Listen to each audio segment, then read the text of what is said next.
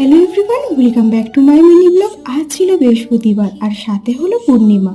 আর এই পূর্ণিমাতে বৃহস্পতিবার পুজোটা স্পেশাল করার জন্য কাকা এনে দিয়েছিল এই পদ্ম ফুলটা, যেটা এখন বসে বসে আমি ফোটাচ্ছিলাম। আর ওইদিকে আমার লক্ষ্মীকে কিন্তু স্নান করে সাজুগুজু করে সিংহাসনে বসিয়ে দিয়েছিলাম।